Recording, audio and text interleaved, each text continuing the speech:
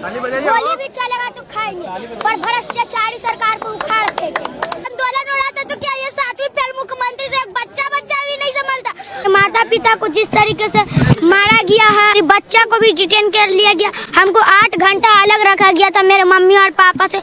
उसीलिए ऐसे भ्रष्ट अधिकारी पर न्यायिक जांच होना चाहिए और जज साहब हम लोग को जरूर न्याय देंगे, हमको न्यायालय पे पूरा विश्वास है। कौन है ये 6 साल का बच्चा जिसने उड़ा दी बिहार सरकार की नींद? सम्राट सरकार के खिलाफ आखिर ये बच्चा क्यों पहुंचा हाई कोर्ट? नमस्कार, मैं आपके साथ रीना झा बालियान। दोस्तों, सोशल मीडिया पर स्क्रॉल करते समय आपकी फीड में ये बच्चा तो जरूर आया होगा और ऐसा हो नहीं सकता कि इस बच्चे की बात को सुनकर आप रुके ना हो, क्योंकि इस छोटे से बच्चे ने इस छोटी सी उम्र में बिहार के सम्राट सरकार की नींदें उड़ा दी है। ये छोटा सा बच्चा भले ही देखने में छोटा हो, लेकिन बड़ा धमाका कर रहा है इन दिनों।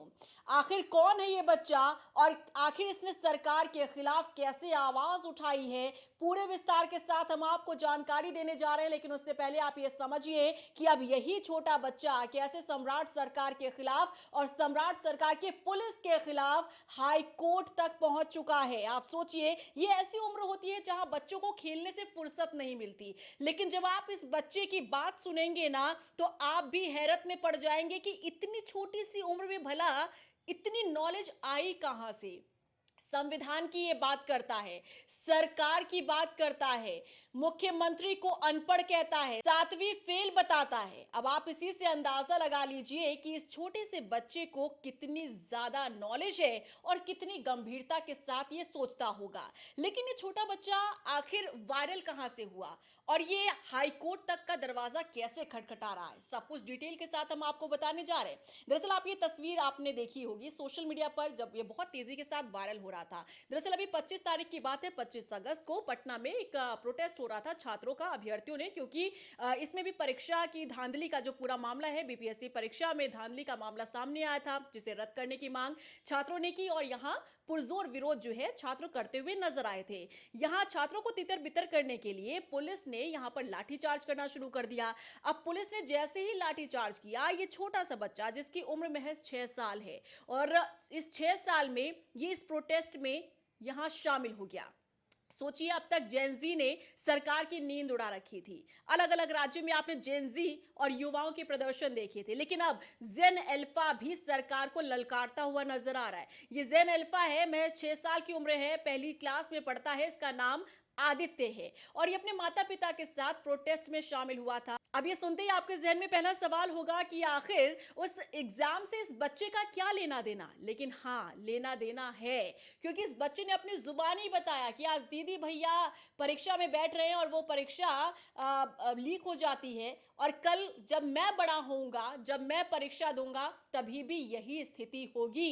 इसीलिए अगर स्थिति में, व्यवस्था में सुधार करना है तो आज से ही आवाज उठानी होगी और यही कारण है कि जेन अल्फा भी सरकार को ललकारते हुए नजर आ रहे। क्या कह रहा है ये बच्चा, पहले आप ये सुनिए।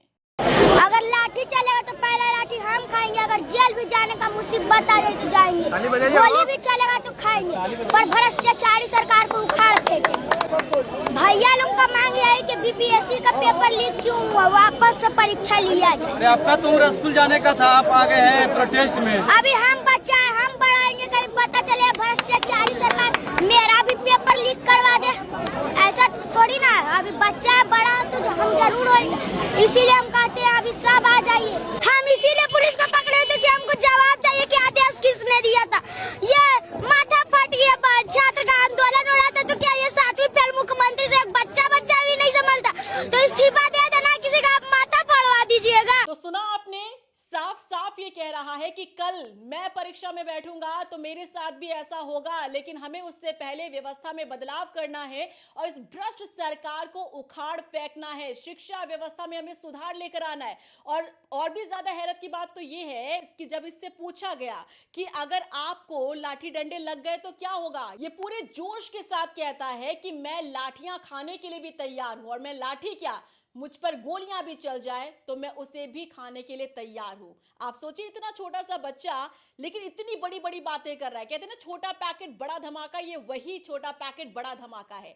अच्छा, आपको ये जानकर हैरानी होगी कि जब ये इतनी बड़ी बड़ी बातें कर रहा था ना, तब खाकी वर्दी धारक पुलिस वाले भी डर गए। उनके हाथ पांव फूल गए कि ये छोटा बच्चा कैसे सरकार को ललकार रहा है, कैसे बिहार के मुख्यमंत्री सम्राट चौधरी को आईना दिखा रहा है। और इसके बाद क्या होता है कि पुलिस वाले इस बच्चे को डिटेन कर लेते हैं और सीधा ले जाते हैं थाने, और थाने में बैठाया जाता है। सोचिए, जहां इतनी छोटी उम्र में हर वक्त बच्चे को अपने माता पिता चाहिए होते हैं, उस उम्र में पुलिस वाले इस बच्चे को अपने माता पिता से दूर थाने लेकर पहुंच गए। घंटों बच्चे को बैठाया गया। अच्छा, इस आदित्य ने आरोप ये लगाया है कि जब इसे थाने लेकर जाया गया तो वहां इसे धमकाया गया और कहा गया कि दोबारा से प्रोटेस्ट में मत आ जाना, दोबारा से प्रदर्शन में शामिल मत हो जाना। और इसने ये भी आरोप लगाया कि इसके माता पिता के साथ मारपीट की गई है। सुनिए। मेरे माता पिता को जिस तरीके से मारा गया है और फिर बच्चा को भी डिटेन कर लिया गया, और उन्होंने बोला था कि घर ले जाएंगे, और फिर कोतवाली थाना में हमको 8 घंटा अलग रखा गया था मेरे मम्मी और पापा से। उसीलिए ऐसे भ्रष्ट अधिकारी पर न्यायिक जांच होना चाहिए, और जज साहब हम लोग को जरूर न्याय देंगे। हमको न्यायालय पे पूरा विश्वास है, काहे कि कानून में भी नहीं लिखा है कि अगर कोई 6 साल का बच्चा रहे तो उसके माता पिता को 8 घंटा से अलग रखो, 8 घंटा से उसको अलग रखो तो उसके माता पिता को मारो। ये सब तो कहीं कानून में नहीं लिखा, उसीलिए इन पर न्यायिक जांच होना चाहिए ऐसे। तो आदित्य के इस आरोप में कितनी सच्चाई है, कितनी नहीं, ये जांच का विषय है। लेकिन अब इस पूरे मुद्दे के साथ ये हाईकोर्ट तक पहुंच चुका है।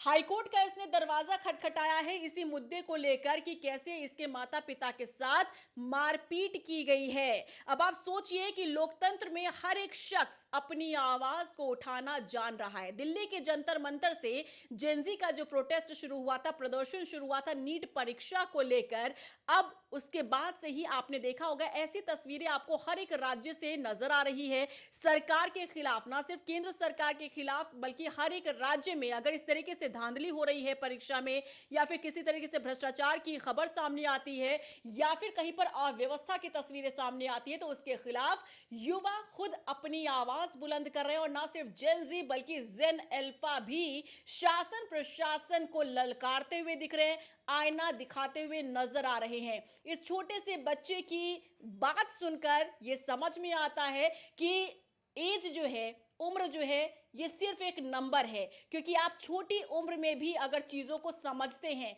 व्यवस्थाओं को अगर आप देखते हैं, तो वाकई में आप बदलाव लाने के लिए अपनी आवाज बुलंद कर सकते हैं। आपको ये जानकर हैरानी होगी कि आदित्य के घर की आर्थिक स्थिति ठीक नहीं है।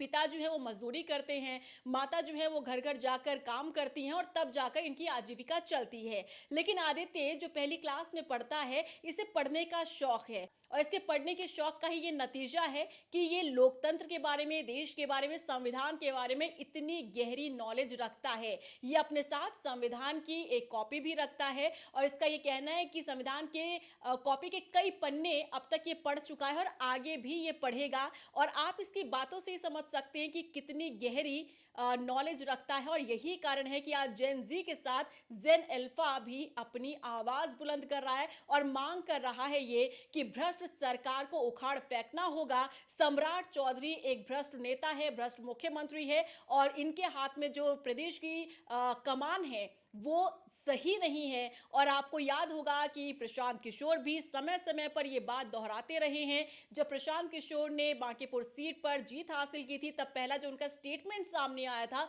वो भी यही था कि अगर 7वीं फेल के हाथ में अगर आप प्रदेश की कमान दे देंगे तो स्थिति कैसी होगी, इसका अंदाजा आप लगा सकते हैं। वो बार बार इस बात को दोहराते रहे हैं कि ऐसे मुख्यमंत्री के हाथ से प्रदेश को वापस लेना चाहिए। और ऐसी ही बात ये छोटा बच्चा आदित्य भी करता हुआ नजर आ रहा है। आपका क्या रिएक्शन है इस छोटे बच्चे की बात सुनकर? क्या कहेंगे, कितना जायज है, कितनी जायज इसकी मांग और बात आपको लगती है? कमेंट सेक्शन में जरूर बताएगा। नमस्कार।